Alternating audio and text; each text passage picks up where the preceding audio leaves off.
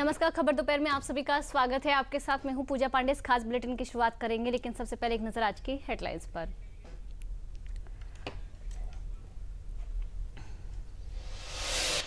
प्रधानमंत्री मोदी ने मन की बात कार्यक्रम में अपने विचार साझा किए। पर्व छठ की दी शुभकामनाएं। पर्व को बताया संस्कृति, प्रकृति और समाज के बीच की गहरी एकता का प्रतिबिंब। राष्ट्रपति द्रौपदी मुर्मू ने इंदिरापुरम गाजियाबाद में यशोदा मेडिसिटी अस्पताल का उद्घाटन किया।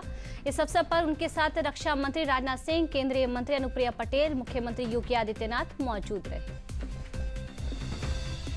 प्रधानमंत्री मोदी ने की सरदार पटेल की 150वीं जयंती पर देश भर में आयोजित होने वाली एकता दौड़ में शामिल होने की अपील। दुनिया भर में प्रसिद्ध भारतीय काफी की भी चर्चा है। और मलेशिया में 47वां आसियान शिखर सम्मेलन आज से शुरू। प्रधानमंत्री मोदी वर्चुअल शामिल होंगे। व्यापार, सुरक्षा, शिक्षा और संस्कृति के मुद्दों पर चर्चा।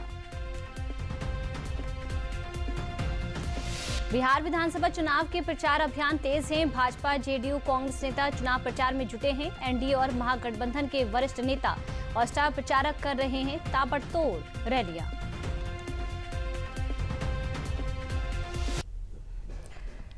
भारत में डॉक्टरों को भगवान का दर्जा दिया जाता है, लेकिन झारखंड में ऐसी खबर सामने आई है जिसने न सिर्फ पूरे देश को सख्ते में डाल दिया है, बल्कि डॉक्टरी जैसे नोबेल प्रोफेशन पर भी सवालिया निशान लगा दिया है।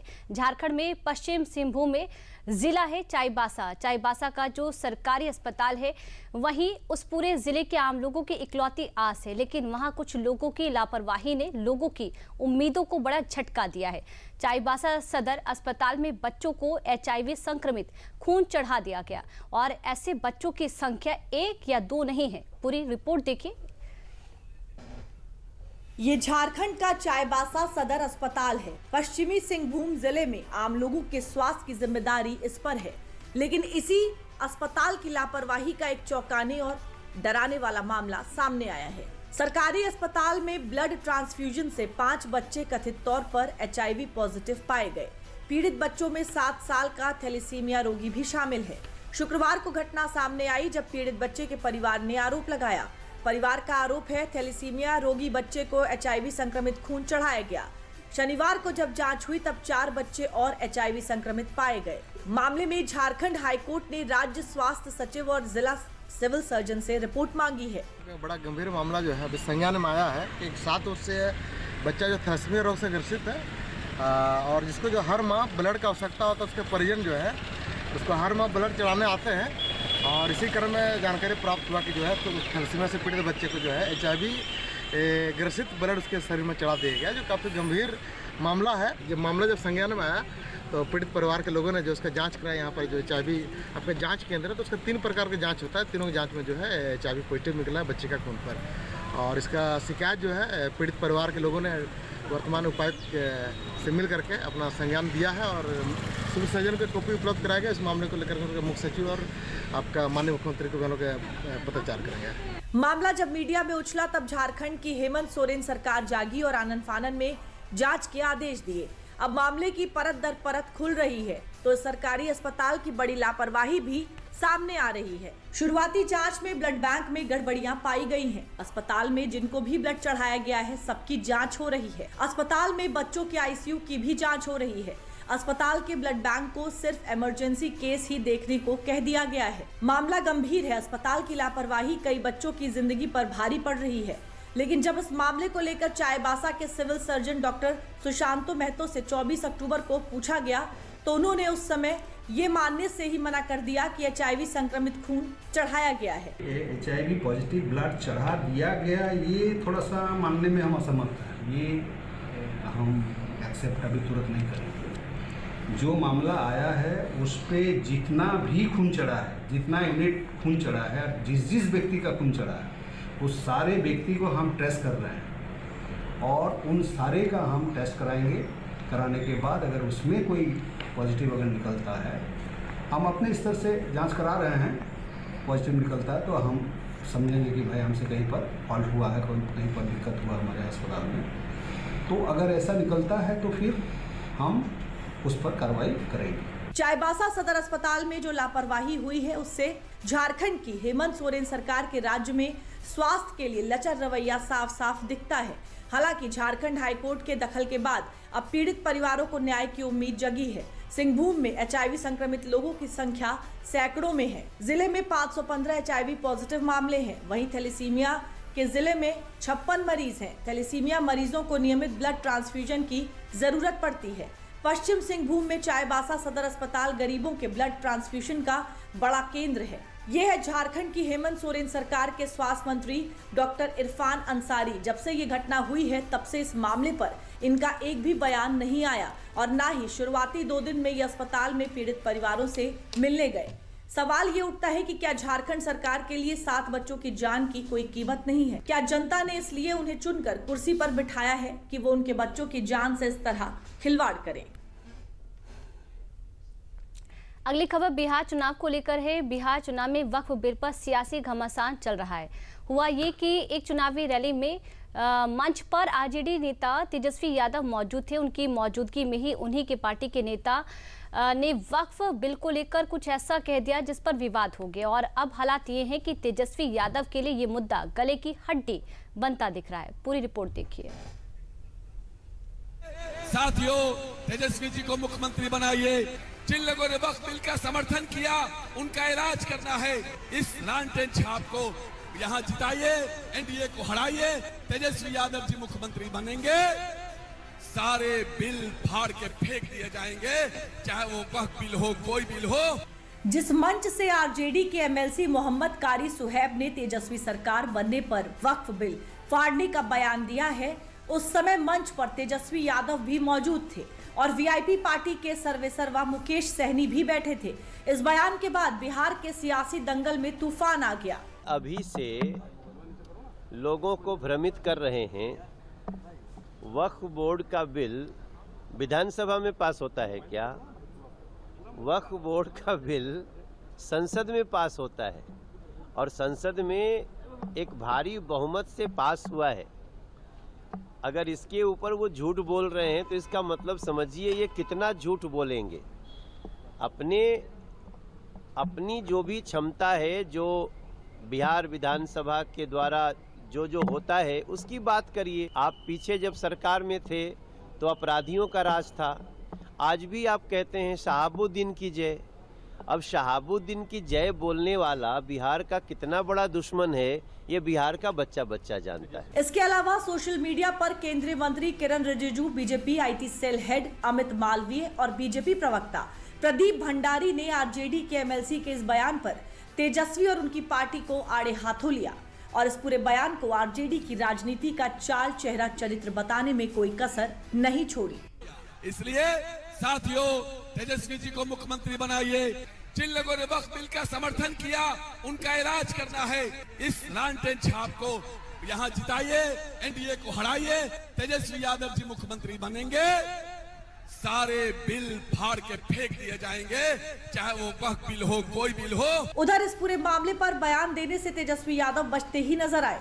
रविवार को उन्होंने एक बार फिर इन चुनावों में अपनी सरकार बनने का दावा भी किया और कई वादे भी किए। तेजस्वी के दावों पर बीजेपी का पलटवार भी तुरंत ही आ गया। हम लोग जो कहते हैं वो करते हैं, जो कहा वो किया, जो कह रहे हैं वो करेंगे। कौन क्या इस पे टिप्पा टिप्पणी करे, इस पे हमको कुछ नहीं कहना है। नकारात्मक बातें कर रहे हैं लेकिन ये नहीं बता रहे हैं कि अगले 5 साल आएंगे तो क्या करेंगे। तो हम तो पूरे बिहार में घूम रहे हैं और इस बार बिहार की जनता जो है बेसब्र है बदलाव के लिए, बदलाव चाहते हैं। स्थिर पानी भी कई दिनों तक अगर रखा जाए एक जगह, या ठहरा पानी जो होता है वो आप समझिए कि वो सड़ जाता है। वही स्थिति सरकार की हो गई है। 20 साल से लोग जो है परेशान हो चुके हैं और इस बार बदलाव के मूड में है। तेजस्वी से किसी को शिकायत नहीं है, ना ही तेजस्वी ने किसी का नुकसान किया है और आने वाले समय में हम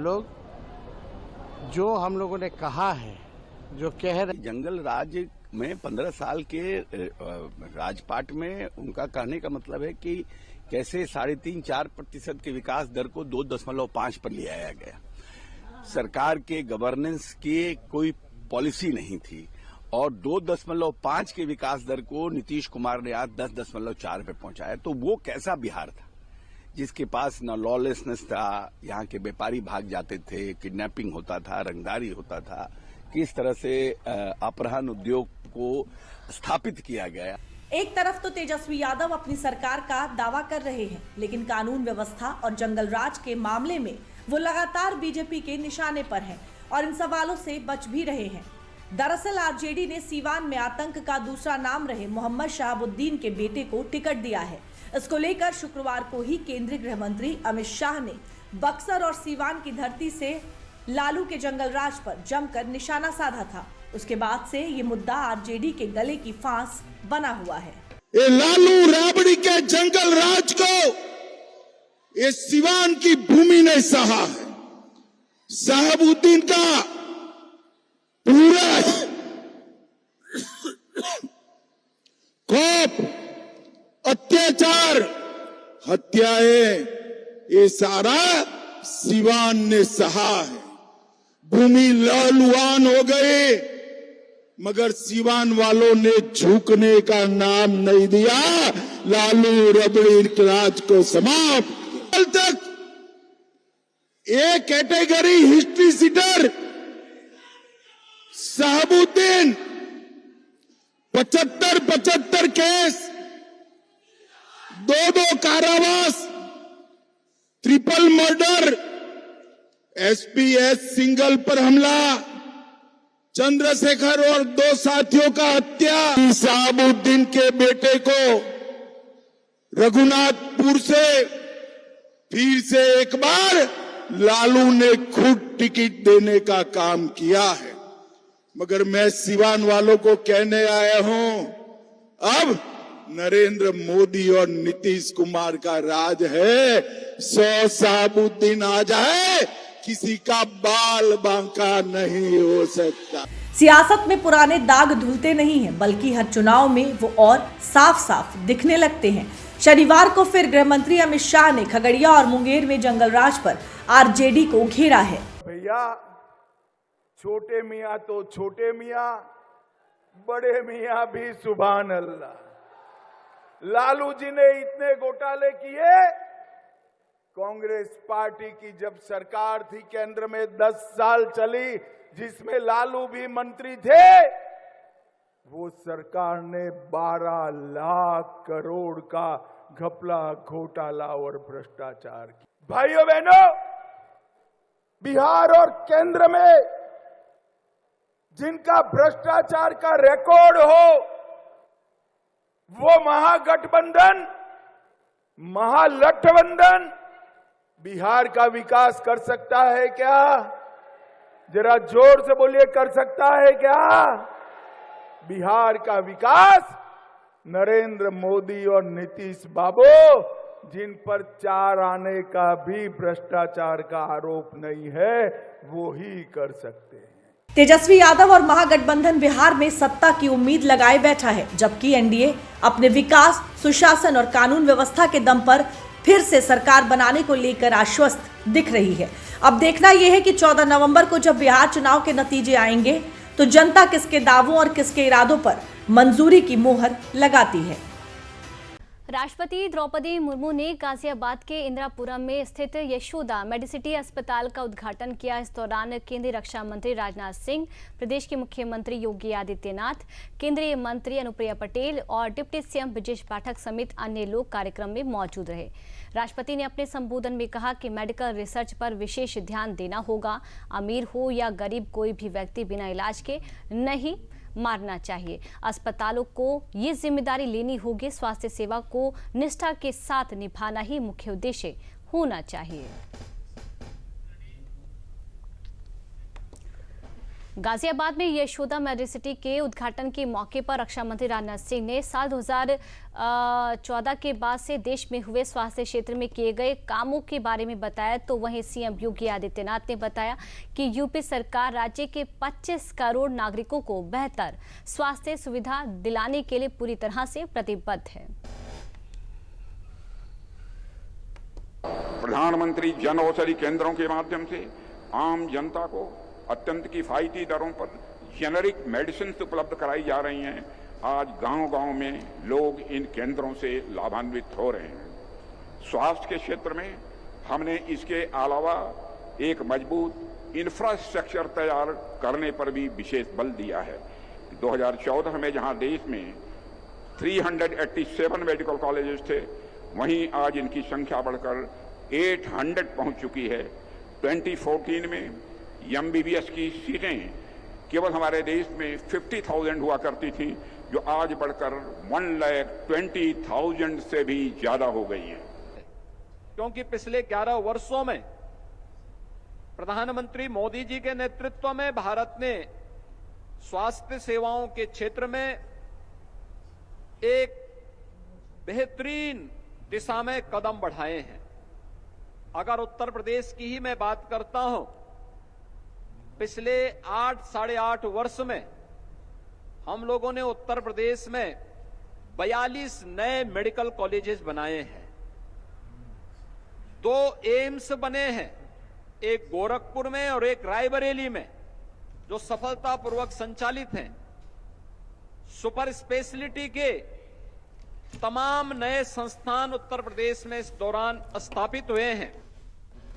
प्रधानमंत्री मोदी ने मन की बात कार्यक्रम में प्रकृति और स्वच्छता से जुड़े महापर्व छठ का जिक्र करते हुए सभी देशवासियों को छठ पर्व की बधाई दी। उन्होंने गुजरात में मैंग्रोव पौधे लगाने की जो मुहिम है उसका भी जिक्र करते हुए कहा कि पर्यावरण संरक्षण की दिशा में तमाम प्रयास किए जा रहे हैं, वो सराहनीय हैं। उन्होंने एक बार फिर एक पेड़ मां के नाम अभियान को आगे बढ़ाने की अपील भी की। आइए आपको सुनाते हैं। छठ पर्व आस्था, आराधना और प्रकृति प्रेम का अनूठा संगम है। प्रधानमंत्री मोदी ने मन की बात कार्यक्रम की शुरुआत में देश भर में छठ पर्व के उल्लास का जिक्र करते हुए छठ पर्व का व्रत रखने वाली महिलाओं के समर्पण और निष्ठा को प्रेरणादायी बताया। सादगी और संयम के प्रतीक छठ पर्व के दौरान पवित्रता और नियमों का कठोरता से पालन किया जाता है। छठ घाटों पर इस दौरान पारिवारिक और सामाजिक सद्भाव की अद्भुत मिसाल देखने को मिलती है। प्रधानमंत्री ने सभी देशवासियों को छठ महापर्व की शुभकामनाएं दी। छठ का महापर्व संस्कृति, प्रकृति और समाज के बीच की गहरी एकता का प्रतिबिंब है। छठ के घाटों पर समाज का हर वर्ग एक साथ खड़ा होता है। ये दृश्य भारत की सामाजिक एकता का सबसे सुंदर उदाहरण है। आप देश और दुनिया के किसी भी कोने में हो, यदि मौका मिले तो छठ उत्सव में जरूर हिस्सा लें। एक अनोखे अनुभव को खुद महसूस करें। मैं छठी मैया को नमन करता हूं। सभी देशवासियों को, विशेषकर बिहार, झारखंड और पूर्वांचल के लोगों को छठ महापर्व की शुभकामनाएं देता हूं। छठ महापर्व स्वच्छता का प्रतीक है। प्रधानमंत्री मोदी का हमेशा से स्वच्छता पर जोर रहा है। उन्होंने देश भर में स्वच्छता और प्रकृति के लिए किए जा रहे विशेष पहलों का जिक्र किया।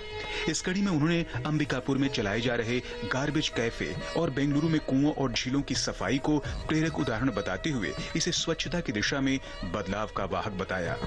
छत्तीसगढ़ के अंबिकापुर में शहर से प्लास्टिक कचरा साफ करने के लिए एक अनोखी पहल की गई है। अंबिकापुर में गार्बेज कैफे चलाए जा रहे हैं। ये ऐसे कैफे हैं जहां प्लास्टिक कचरा लेकर जाने पर भरपेट खाना खिलाया जाता है। अगर कोई व्यक्ति 1 किलो प्लास्टिक लेकर जाए, उसे दोपहर या रात का खाना मिलता है, और कोई आधा किलो प्लास्टिक ले जाए तो नाश्ता मिल जाता है। ये कैफे अंबिकापुर म्युनिसिपल कॉरपोरेशन चलाता है। साथियों, इसी तरह का कमाल बेंगलुरु में इंजीनियर कपिल शर्मा जी ने किया है।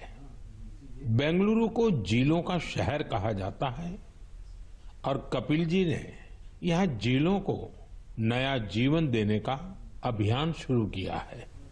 कपिल जी की टीम ने बेंगलुरु और आसपास के इलाकों में 40 कुओं और 6 झीलों को फिर से जिंदा कर दिया है। खास बात तो ये है कि उन्होंने अपने मिशन में कॉरपोरेट्स और स्थानीय लोगों को भी जोड़ा है। उनकी संस्था पेड़ लगाने के अभियान से भी जुड़ी है। साथियों, अंबिकापुर और बेंगलुरु ये प्रेरक उदाहरण बताते हैं कि जब ठान लिया जाए तो बदलाव भी आकर के ही रहता है। प्रधानमंत्री मोदी ने अपने मासिक रेडियो संबोधन में गुजरात में वन संरक्षण से जुड़े और समुद्री पारिस्थितिकी तंत्र को मजबूत करने में मैंग्रोव की भूमिका का जिक्र किया। गुजरात के वन विभाग ने मैंग्रोव के इस महत्व को समझते हुए खास मुहिम चलाई हुई है। 5 साल पहले वन विभाग की टीमों ने अहमदाबाद के नजदीक धौलेरा में मैंग्रोव लगाने का काम शुरू किया था और आज धौलेरा तट पर 3,500 हेक्टेयर में मैंग्रोव फैल चुके हैं। इन मैंग्रोव का असर आज पूरे क्षेत्र में देखने को मिल रहा है। वहां की इकोसिस्टम में डॉल्फिन्स की संख्या बढ़ गई है। केकड़े और दूसरे जलीय जीव भी पहले से ज्यादा हो गए हैं। यही नहीं, अब यहाँ प्रवासी पक्षी भी काफी संख्या में आ रहे हैं। इससे वहां के पर्यावरण पर अच्छा प्रभाव तो पड़ा ही है, धौलेरा के मछली पालकों को भी फायदा हो रहा है। प्रधानमंत्री मोदी ने प्रकृति के संरक्षण की दिशा में चलाए जा रहे एक पेड़ मां के नाम अभियान को आगे बढ़ाने की अपील की और देशवासियों से अधिक पेड़ लगाकर पर्यावरण संरक्षण की दिशा में अपना योगदान देने को कहा। Bureau report, DD news. प्रधानमंत्री मोदी के संसदीय क्षेत्र वाराणसी में कार्यकर्ताओं और नेताओं ने मन की बात कार्यक्रम को उत्साहपूर्वक सुना और उनसे प्रेरणा भी ली। सभी ने पर्यावरण को शुद्ध रखने, अधिक से अधिक पेड़ लगाने, प्लास्टिक का उपयोग कम करने और देसी नस्ल के श्वान पालन को बढ़ावा देने का संकल्प लिया। वहीं हापुड़ में भी मन की बात के 127वें संस्करण को लेकर जनता में खासा उत्साह देखने को मिला। लोगों ने कहा कि प्रधानमंत्री का ये कार्यक्रम नई ऊर्जा और प्रेरणा देता है। मन की बात एक ऐसा अनोखा संवाद है जो पूरे देश को एकजुटता और राष्ट्र प्रेम की भावना से जोड़ता है। हमारे काशी के यशस्वी सांसद और देश के लोकप्रिय प्रधानमंत्री जी के 127वें एपिसोड में मन की बात हम सभी कार्यकर्ताओं ने मिलकर सुनी। हमारे प्रधानमंत्री जी ने छठ की पूजा पर सबको बधाई दी और जो जीएसटी कम हुआ उस पर सभी को, मतलब छठ पूजा पे स्वदेशी का लोगों ने अपनाया, उसके लिए उनको बधाई दी। और उन्होंने जो मंत्र दिया था वोकल फॉर लोकल, उसको सभी भारतीय अपना रहे हैं। इसके लिए हम अपने प्रधानमंत्री जी को बधाई देते हैं। उन्होंने उनकी कई प्रेरणादायक बातें रही हैं। वो चाहे तो सरदार पटेल की, जो अखंड भारत के शिल्पी रहे, सरदार पटेल की 150वीं जयंती पे बधाई दी। और इसके बाद इंडियन स्वान जो होते हैं, भारतीय स्वान, उनको भी प्रशिक्षित करने का काम किया। देखिए, प्रधानमंत्री जी का ये कार्यक्रम पूरी दुनिया में अपने आप में अनोखा है।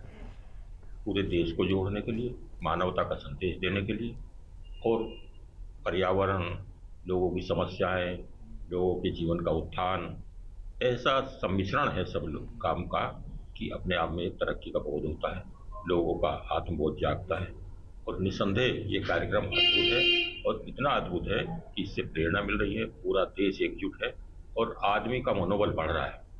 जो अच्छे काम कर रहे हैं उनको प्रोत्साहन मिल रहा है, उनको प्रेरणा मिल रही है। इस कार्यक्रम की अद्भुतता और विलक्षणता अपने आप में न्यारी है। चलिए, यहाँ वक्त तो चला एक छोटे से ब्रेक का।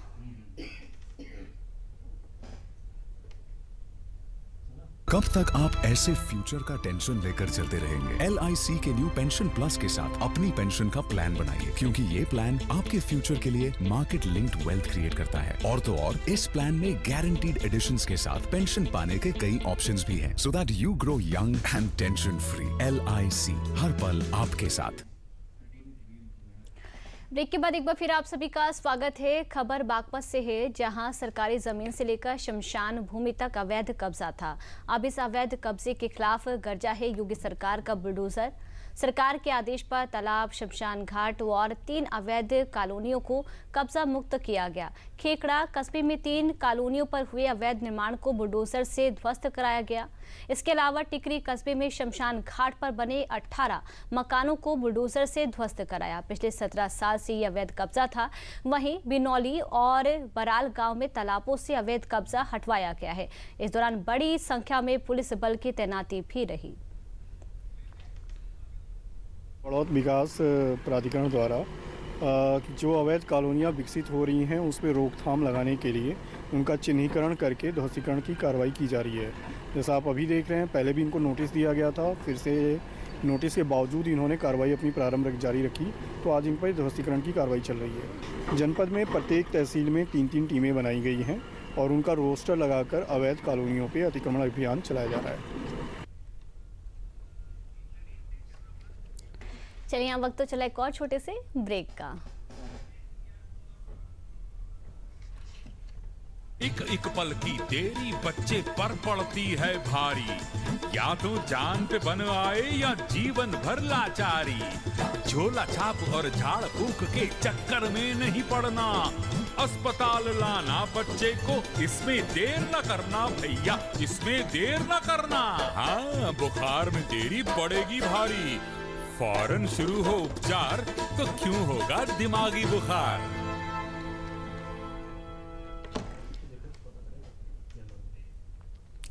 ब्रेक के बाद एक बार फिर आप सभी का स्वागत है। अगली खबर गाजियाबाद के मुरादनगर से है। यहां पर पुलिस ने गोकशी की एक बड़ी वारदात को नाकाम कर दिया है। गोकशी करने पहुंचे आरोपियों से मुठभेड़ हो गई। मुठभेड़ में एक आरोपी के पैर में गोली लगी, जबकि उसके 2 अन्य साथी गिरफ्तार किए गए हैं। मामला शनिवार की रात का है, जहां गंगनगर तिराहे पर पुलिस को मुखबिर ने गोकशी की सूचना दी।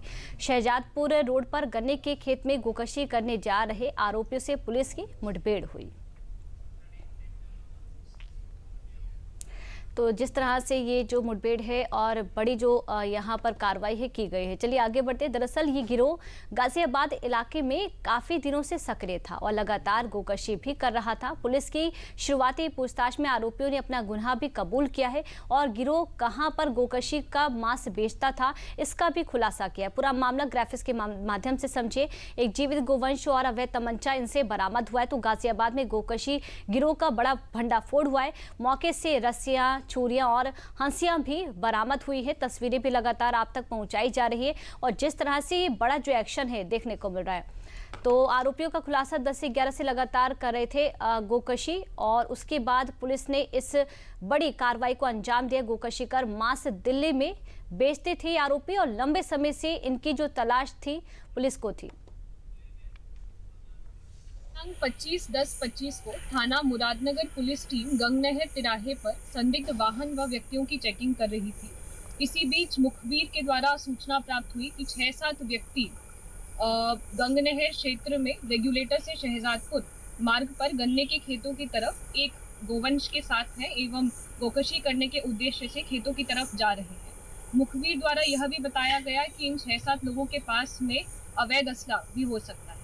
इस जानकारी पर थाना मुरादनगर पुलिस टीम द्वारा अतिरिक्त पुलिस बल को तलब किया गया और शहजादपुर डिडोली मार्ग पर पुलिस फोर्स द्वारा दबिश दी गई। इसी बीच में गन्ने के खेत की तरफ से अफरा तफरी की आवाज़ आती है और जो संदिग्ध व्यक्ति हैं वो यह कहते हैं कि पुलिस आ गई है, भागो, गोली मारो। तभी पुलिस पार्टी पर जान से मारने की नियत से फायर होता है और आत्मरक्षार्थ हुई जवाबी फायरिंग में पुलिस की तरफ से भी 4 राउंड फायर होते हैं, जिनमें से 2 राउंड सब इंस्पेक्टर प्रशांत और 2 राउंड सब इंस्पेक्टर शैलेंद्र द्वारा फायर किए जाते हैं।